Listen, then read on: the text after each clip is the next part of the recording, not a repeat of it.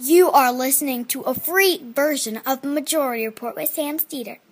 To support this show and get another 15 minutes of daily program, go to majority.fm, please. The Majority Report with Sam Steeder.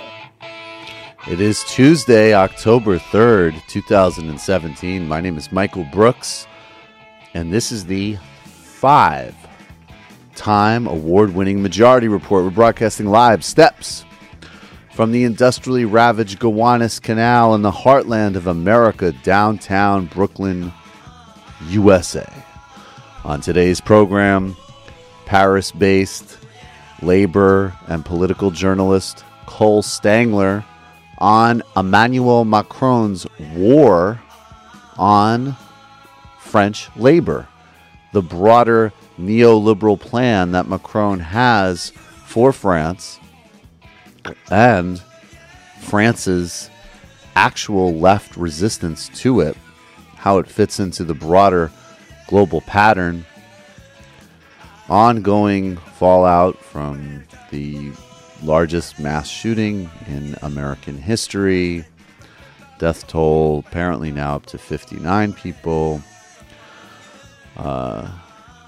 Many Republicans, commentariat, they have a lot of ideas, whether it's about God or disrespecting the president, or Alex Jones, of course, has a theory that you will not want to miss. Usually it's the prayers that help, but I think this time it's the thoughts have been really comforted. Yeah, I think more so the thoughts. You're right. Usually prayer is the leading indicator.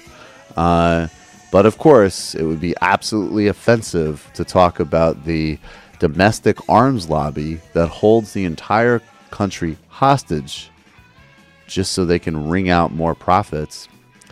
Donald Trump is apparently headed to Puerto Rico.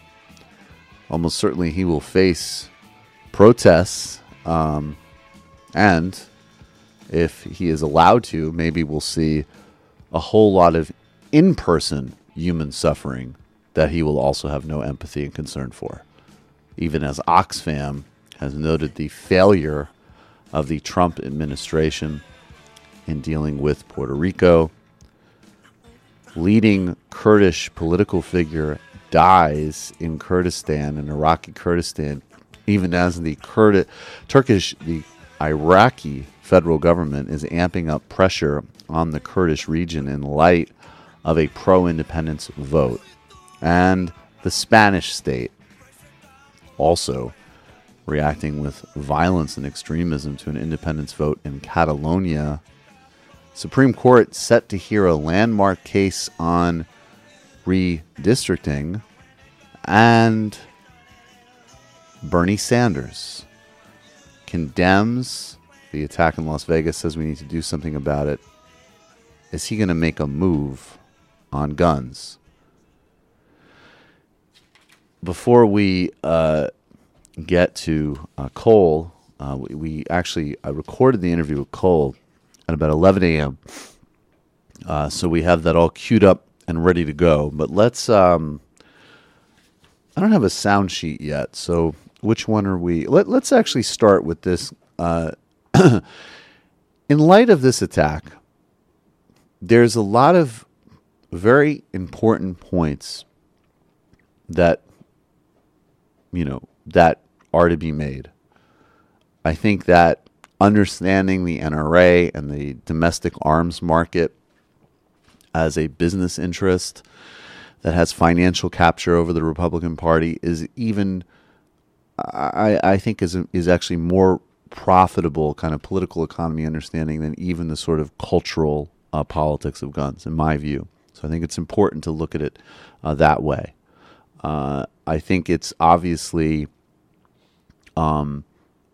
quite notable and important and clear that in the race politics and race history of America, that obviously when white people commit acts of mass atrocity and violence, it is categorized as a one-off or in context. It's never, it's never white on white crime or, something like that.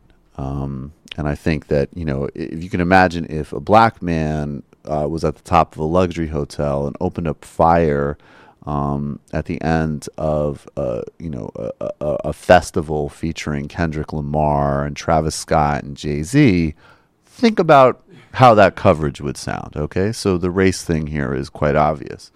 In this clip of Chris Hayes and Rachel Maddow, there's another angle to take with this, which I actually, in fact, have a real problem with. I totally understand the sentiment, but I have a problem. Let's take a look.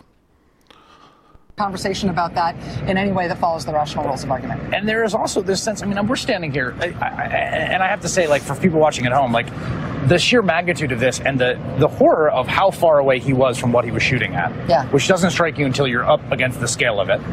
You know, there's this question about whether it's terrorism, and it just almost feels like that word has just been exploded of meaning.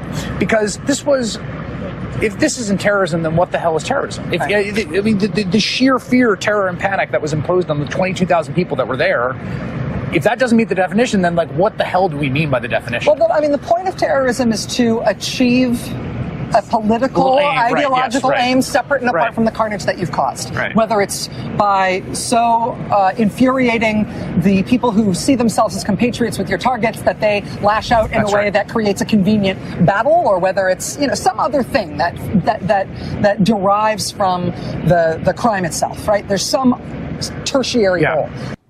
Okay, so I actually am more inclined to agree with Rachel Maddow on that, and I think it's very important. There's one line that says, look, there is no doubt in some media coverage that terrorism that has been perpetuated by white nationalists, as an example, does not get written up the same way, and certainly is not greeted with the same breathless hysteria as terrorism that emanates from a group like ISIS or Al-Qaeda, right? So it is very important that if we're talking about specific, as Rachel is saying there's some type of ideological origin there, whether it be religious or political in a certain fashion, that terrorism of the Ku Klux Klan, of white nationalists, of the alt-right, whatever, that be categorized as such. That category be clear, and it does not just apply to people acting in the name of Islamic, a particular brand of Islamic ideology. That's crucial. But this broader statement that we want to just start throwing this word terrorism around to cover everything, or that the answer to policies that are racist, that are built on profiling communities of color, that are built on building categories of oppression, distinction, state monitoring and surveillance, death and abuse, that we want to somehow add to that versus subtract to that, I have a fundamental problem with. So if we start saying, like, well, look, I understand the sentiment, and the race politics of this is obvious in terms of how it's covered, but the answer is not, this is terrorism, profile this white guy. The answer is profile no one, solve actual crimes, and deal with policy that could prevent it. In this case, obviously, having to do with what types of guns are available and how they're regulated. But I think that discourse to go to things are awful, let's focus on distributing the awfulness more fairly, versus subtracting from it and moving away from it, is just important rhetorically. And I want to keep terrorism in a very clearly defined package and have it be, of course, applied to all manners of terrorism. That's fundamental. This is an act of mass murder.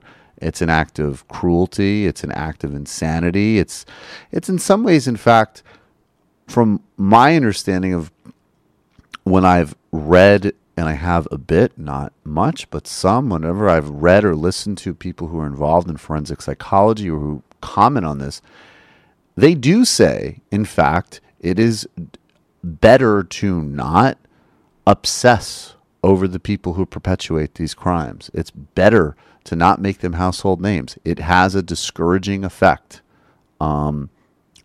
to some extent on people that might actually do something like this. And obviously, I mean, this is just, in a certain sense, I mean, even the, most obscene, grotesque actions that are motivated by an ideology, we can say, well, it's, reflects this disgusting ideology, whatever it is.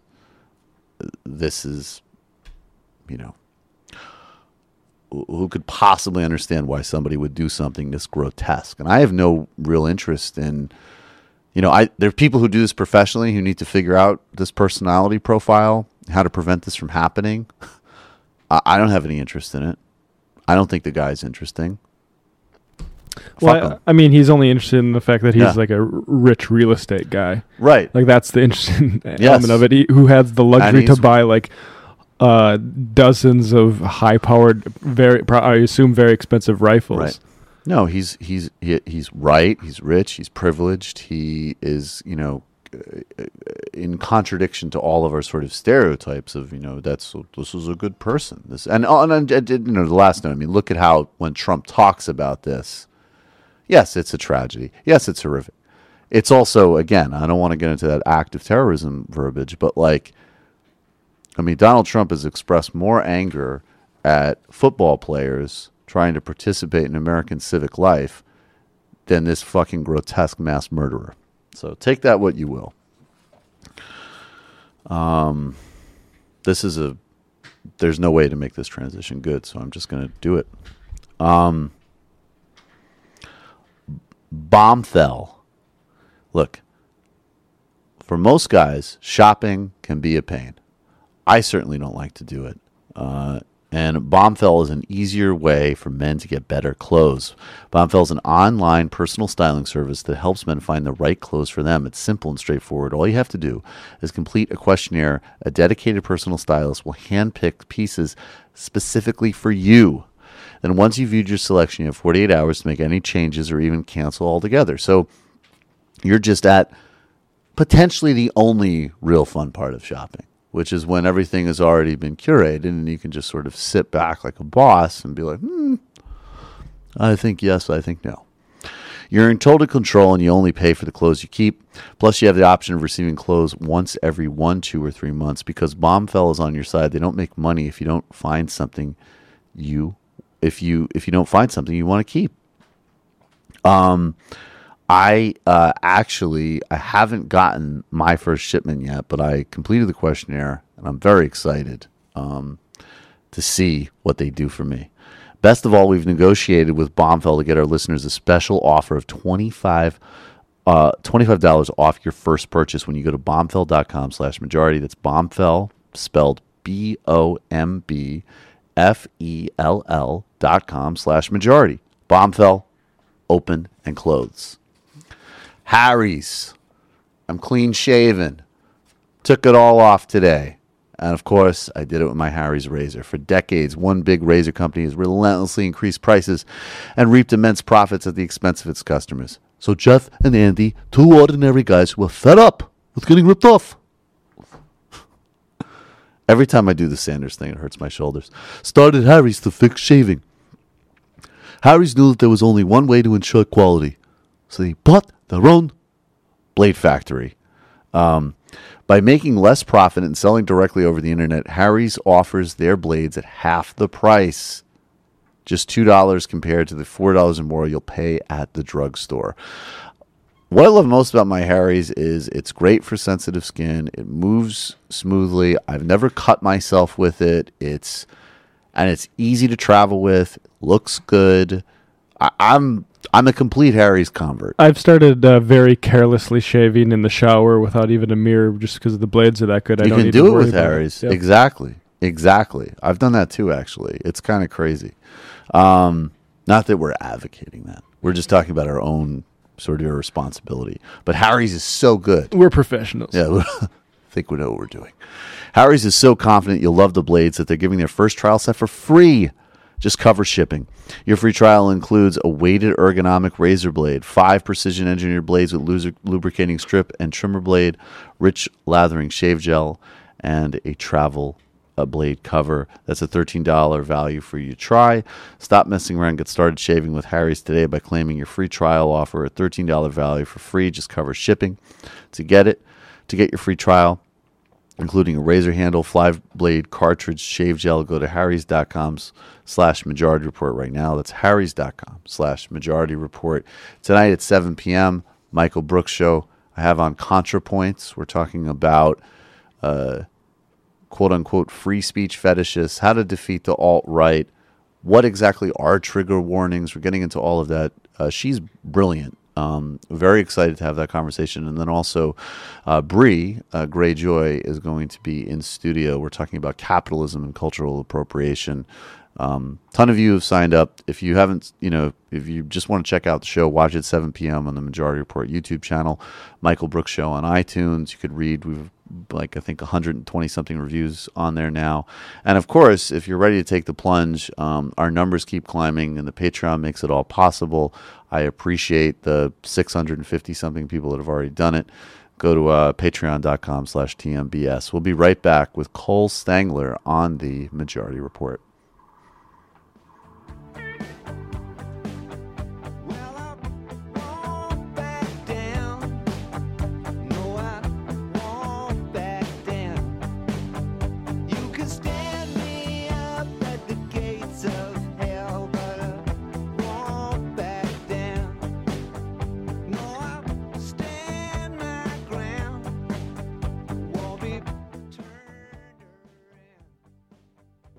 Michael Brooks on the Majority Report. Joining us now is Cole Stangler. He is a Paris-based journalist covering labor and politics. You can see his writing in many publications, including in these times, The Nation and Jacobin. Cole, how are you doing? Pretty good. Thanks for having me. Thanks for coming on. Cole, we're going to be talking about Emmanuel Macron's war on labor, the resistance strategy inside the French labor movement, and also how this might in fact fit into kind of Macron's broader project to neoliberalize the European Union, push it even further in a direction of austerity and kind of market orientation, which has already significantly jeopardized and undermined the EU project. Before we get there, though, there was this sense, I think, in Macron generally that, if you were on the left, you certainly always eyed him with a great deal of skepticism and concern. Then it was clear that the choice was between him and Le Pen. So if you were in France, you needed to vote for him. Or if you were outside of France, you said, insofar as our opinions were relevant to French voters, vote for him to make sure that there isn't an actual neo-fascist elected president. But this guy had a neoliberal agenda. He seemed to me, that he in some ways was just a continuation or an accentuation of the previous socialist government of Francois Hollande, which already had moved very significantly to the right on economic issues. And now, several months in power, his popularity has declined significantly as he kind of wheels out this agenda. What's your sort of read on the Macron moment and how it's gone so far? Well, I think the first thing you need to take account of is just the circumstances of his election. I think some people in the U.S. looked at his election, looked at his supermajority in Parliament that he won, and then assumed that he must have this big base of popularity. He won the second round of the vote against Marine Le Pen with around 2/3 of the vote. He won a huge majority in Parliament. The parliamentary victory came among record-level abstention, that is, people not turning out to vote. And his margin of victory over Le Pen, which was pretty significant, is explained almost entirely by the fact that his opponent was Marine Le Pen, who is as you put it, neo-fascist. Party has indisputably neo-fascist roots. It's a far-right party, and fortunately, most people in France today still loathe Le Pen and still loathe everything the National Front stands for. But I think from the very beginning, it's important not to confuse opposition to Le Pen with support for Macron. So that's the first thing, is that it can be a little deceiving if you look at those election results, the presidential election, and then even the legislative elections that followed, where people were very burned out and not interested in voting in that election, especially among young people, especially among working class people. So that's the first thing, is that Macron's base, his actual base, is very, very small as a share of the population. It's well-educated, urban, middle-class professionals and wealthier people who aren't the majority of the French population. So that's the first thing. And I think as his policies have been rolled out over the last few months and his vision of governance has become more clear, you're seeing some of that reflected in the polls, where people who voted for Macron to basically deny the presidency to Le Pen and to the odious hate that the National Front represents, are seeing what Macron actually stands for and what his government's trying to do. And I think that's what's being reflected in the polls right now. And it can be a little surprising, but his popularity is not really far from Trump territory, right. Which just give you a sense of how popular he is right now.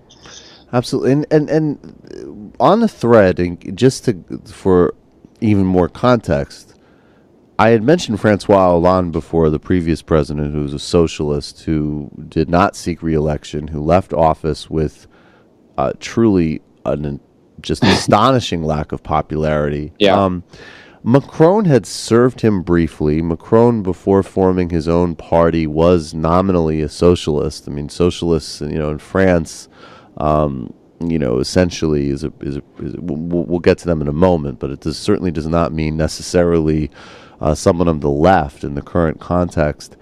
And Hollande, who had defeated Sarkozy in 2012 on an I believe it was 2012, on an anti-austerity agenda, had ended up basically capitulating to Angela Merkel's austerity freeze on the Eurozone, and then also trying to do some hacking at the French system himself. So other than the fact that obviously Macron is much younger, he's more, dynamic, he's a better performer, he has a different brand, he represents a new party and a new thing, he's, obviously obsessively trying to copy Obama, what is the difference? I mean, isn't there a lot of continuity? I mean, probably more severity under Macron, but isn't there a lot of continuity with what France had already rejected under a kind of right-leaning socialist government?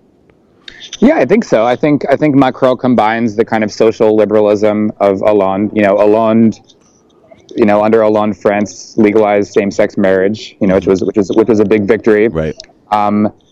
And had a progressive social agenda that's matched with a neoliberal economic platform. I would say that the big discrepancy between the two administrations so far, and we're still very early in the Macron one, is that in the Hollande camp you saw lots of tension and infighting and kind of scuffles over which side would be able to win out in various ministries and in various policies that were then implemented and proposed. The previous minister, the economic minister that preceded Macron, had a very different view of the economy, with a strong state as a factor, a tool for intervening in the economy, right. And basically was pushed out and then replaced with Emmanuel Macron. So I think you had some tension in the Hollande term. Right now under Macron, it's basically everyone is on board with a what we would say classic kind of neoliberal economic agenda, and that includes his economic minister Bruno Le Maire, who, it should be pointed out, he was on the extreme liberal side, liberal in an economic sense, the extreme neoliberal side of the right-wing party, Les Républicains, and was a candidate in that primary and ended up losing. But he was, had great plans for eliminating hundreds of thousands of state functionary jobs, and it became this kind of contest to see how many state functionary jobs can you promise to eliminate. Anyhow, Bruno Le Maire is the economic minister for Macron. The prime minister for Macron, Edouard Philippe, also comes from the right-wing party. So I would say that the Macron government is pretty universally supportive of this neoliberal economic model, whereas there was more tension in the Hollande camp. Right. So what specifically is he doing? And maybe also I think for people here, it might be somewhat useful if there is a distinction, because obviously the baseline in France is so much further in terms of kind of like a basic acceptance of things like, like every other kind of advanced country. So, something like Macron is obviously not proposing doing away with universal health care as an example. So, there might be some social safety net questions that might be interesting to get into, but the main war, as far as I understand it, is on labor. And that's about eliminating state jobs. It's about eliminating protections. It's about lowering wages. What is the sort of, and first of all, am I right? Is that the kind of main bulwark of his neoliberalism? And then specifically, how does it look for the French labor and public sectors? So yeah, I think right now the big battle right now is over labor reform. You're right. There are some other reforms that he's going to be unveiling over the next few months, if not next few years. One of the big ones maybe we could get to after the labor discussion is he wants to eliminate a wealth tax that's very controversial. Controversial among certain people. among wealthy people. Right. The idea of if you make above a certain amount, which in France right now starts about 800,000 euros, you have to pay a tax on that wealth. And this is something that the right in France has long tried to eliminate. Big business wants to get rid of it. Rich people want to get rid of it. And it's part of a big reform Macron's planning to unveil. So that's coming down the pipeline. And that's, I think, really indicative of kind of his vision. We can get to that. But you're right. Right now, the big issue is labor reform.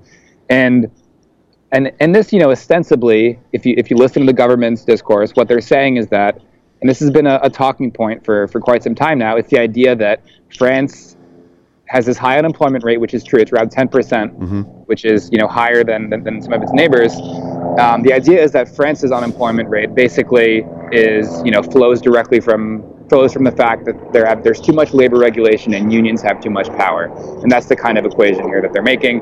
And therefore, in order to really address this unemployment crisis, we need to basically eliminate regulations that give unions too much power, eliminate protections that ensure people can't get laid off without cause.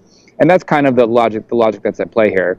And there's, needless to say, there's a whole bunch of debate over the tie between unemployment and labor regulation is really that significant in the first place.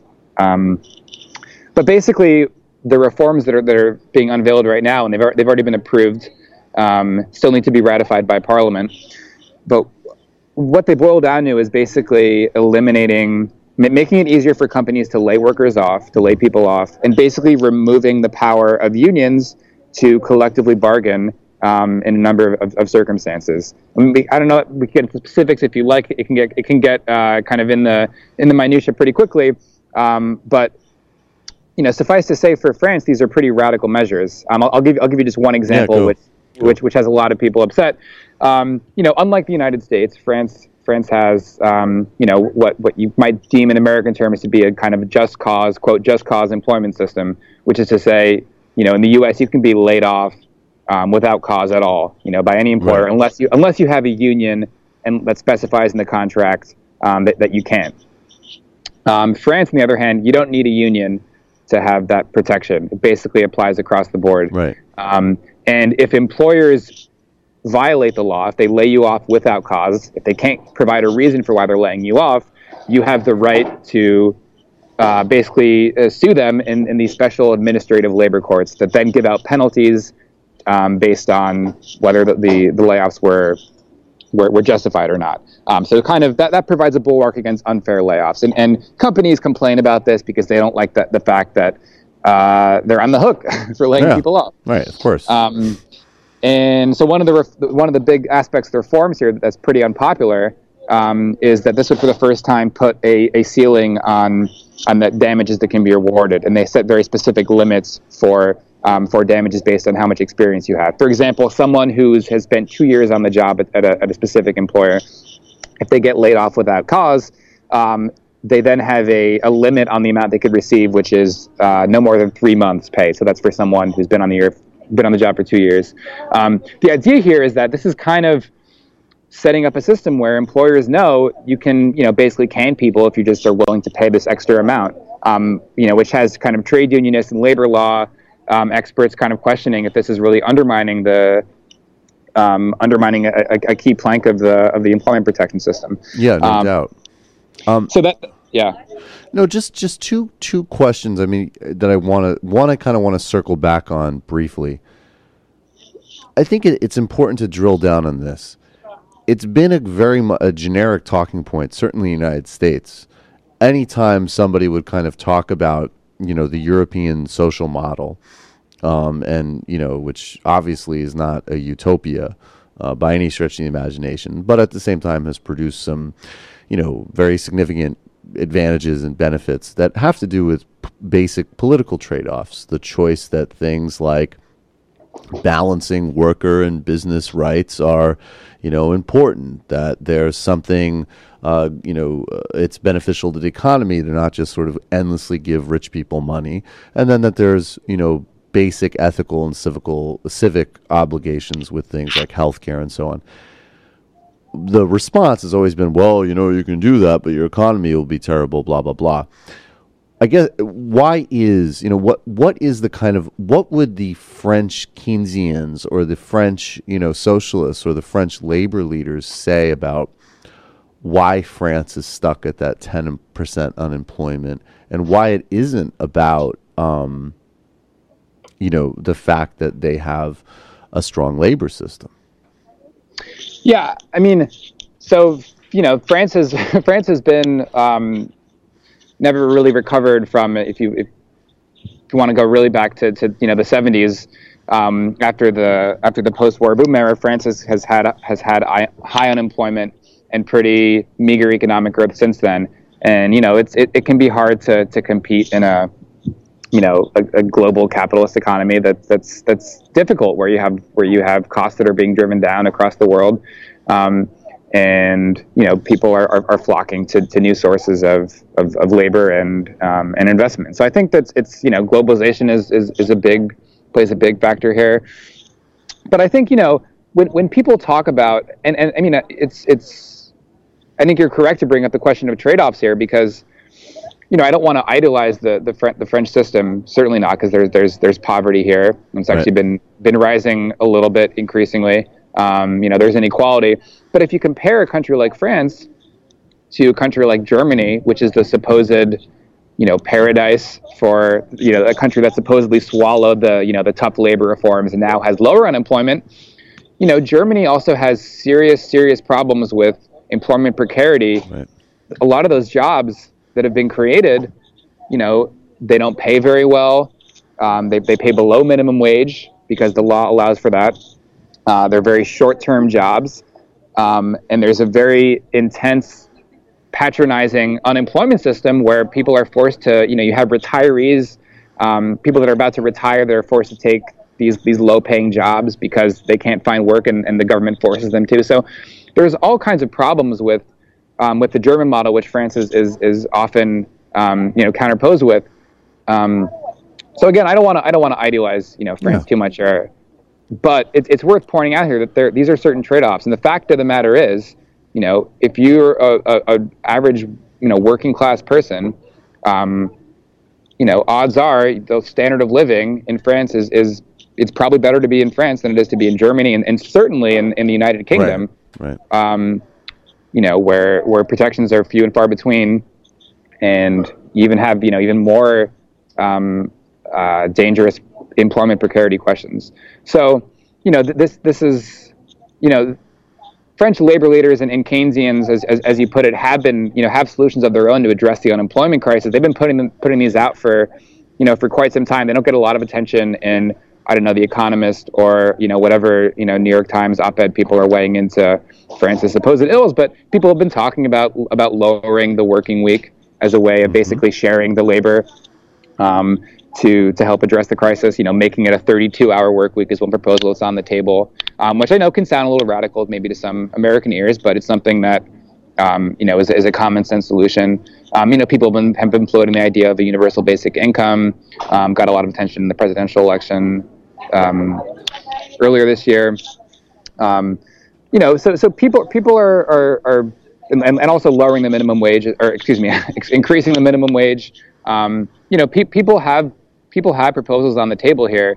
Again, it's a question of where the political balance of forces is, and right now, it's pretty clear that they're in Macron's camp. Although that could change very quickly, and we're seeing, in the polls that there is a lot of opposition as well. We'll get back to Macron in a minute before we wrap up, but I mean, just what is the state of opposition? Is there what is the current power of labor and left opposition? What's happening? And give us a small kind of tour, I guess. And I mean, it is brief, but just touch, if you can, on the labor.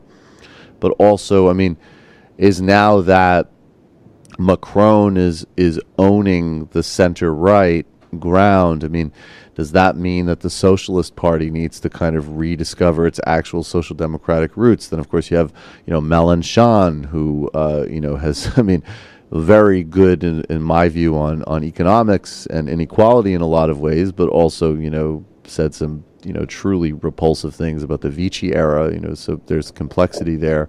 But what is this sort of state of kind of general, from labor to center left to left opposition to what Macron is doing?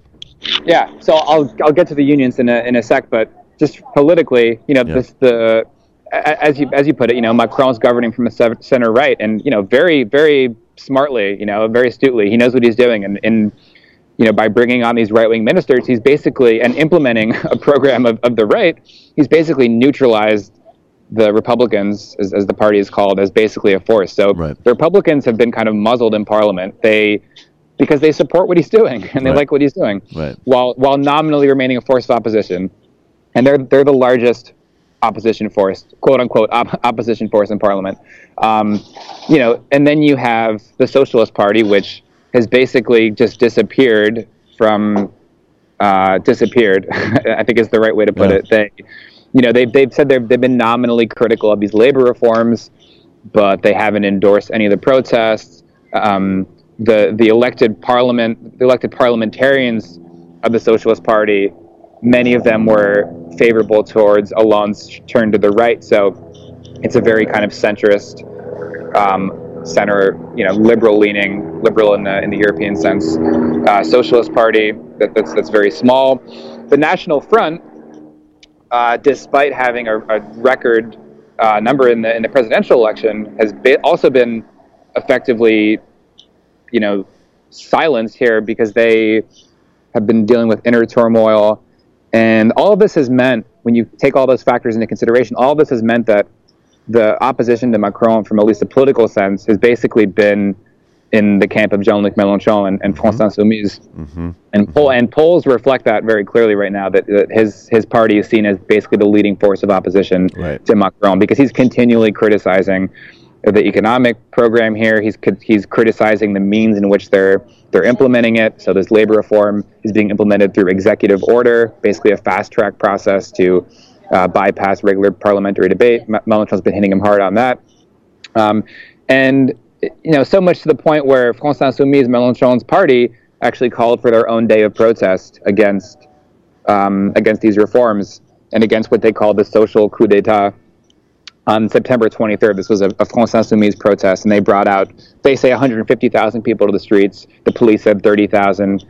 Pick somewhere in the middle. So that that Mélenchon's call for protest was not without some controversy, because it upset a lot of the trade unionists who also had called for their own days of protest. So first on September 12th, calling for a day of action and protests and strikes, which drew hundreds of thousands out across the country.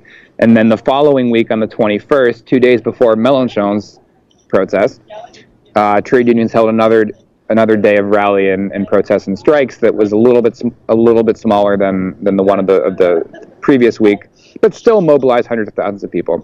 So you had those 3 big days of protests, and the movement has kind of been figuring out what are the next steps here, because if these labor reforms are going to be blocked, I think it's pretty clear the only way they're going to be blocked is if there's a massive movement, which is not unprecedented in France. But if you have a massive movement that puts enough pressure on Parliament to the point where Parliament basically decides it's not worth implementing these reforms because the country is being paralyzed and it's time to give in.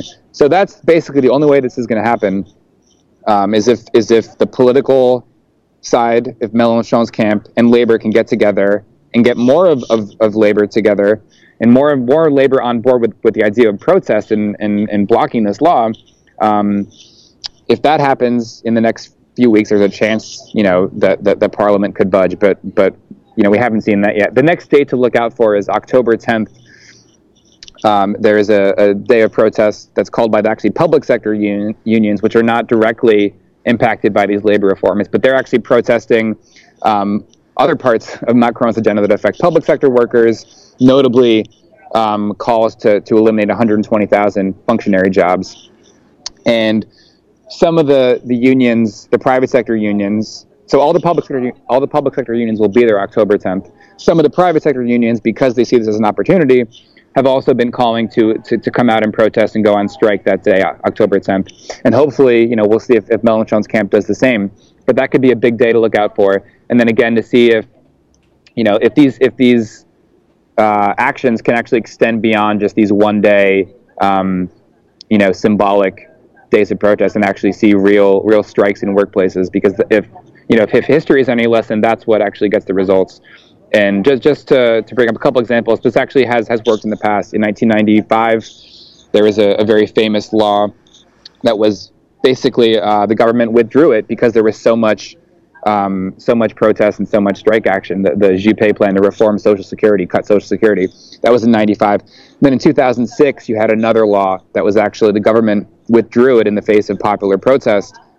This one was over a youth employment contract. There was so much student protest, so much strike action that the government decided it wasn't worth it. So there's a lot to learn from France for everybody with regards to those sort of things. Final quick question. When you look at Macron, this guy seems like it's so bizarre because on one hand there's this kind of brand, and on a certain level relative to French politics, he's young, he's doing a lot of things with his presidency that I think most men in their 30s would do if they became president, jumping,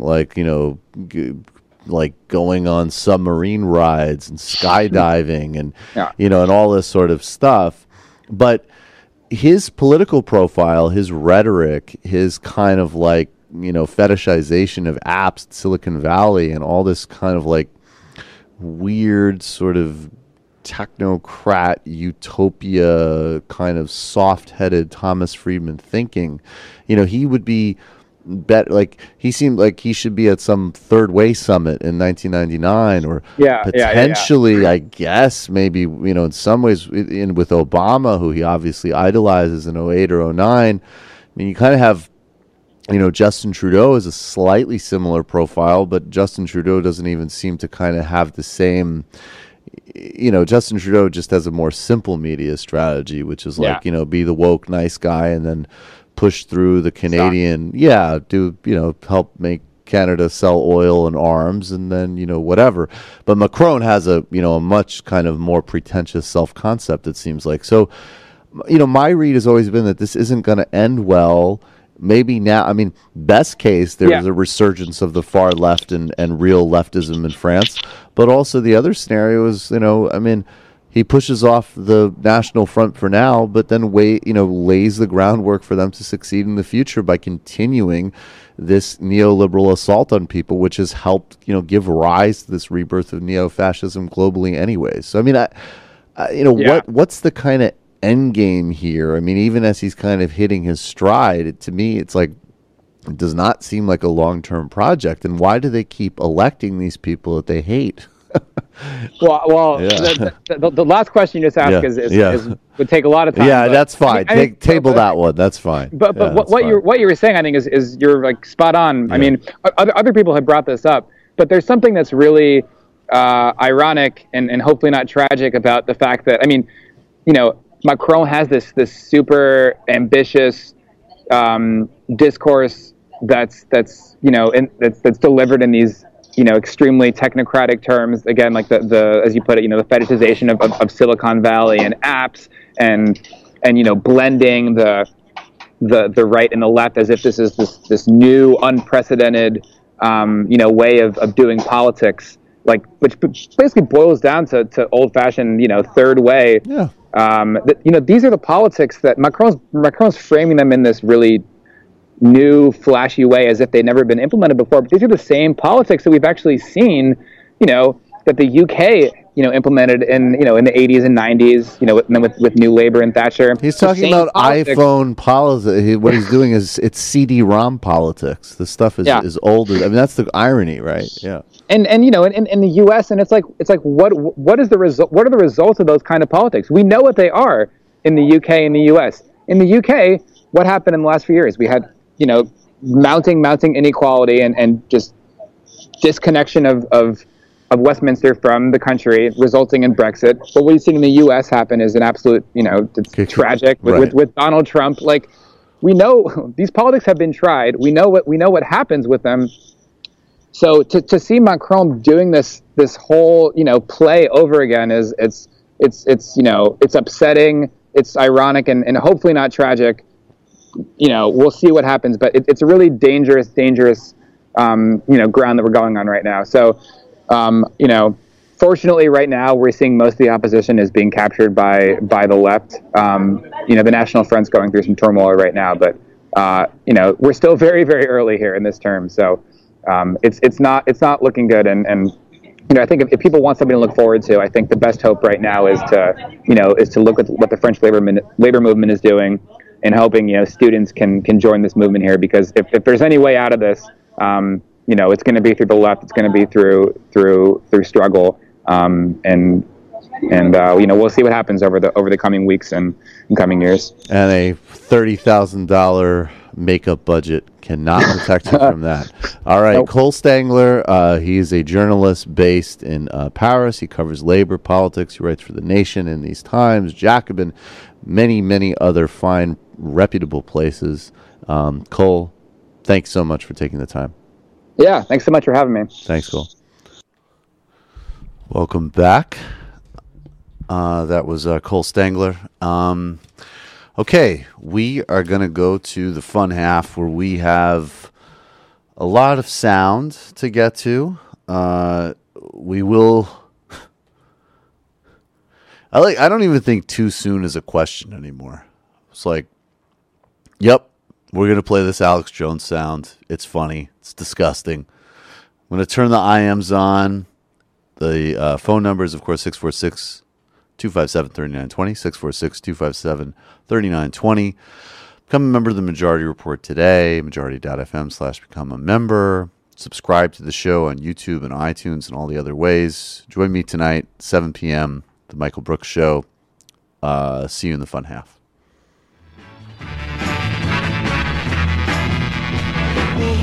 All the time, she said no, like to speak my mind. She said no, and I know her time's not free. She didn't waste none on me. Situation sad. She said no, things are looking bad. She said no, and if it was up to me, I'd tell her a thing or three.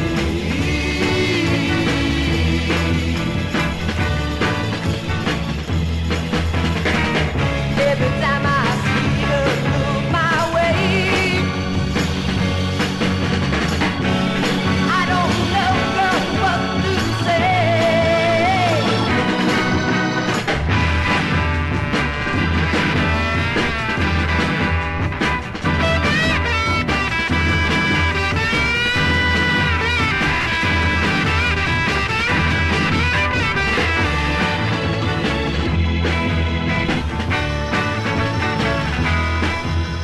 Situation sad.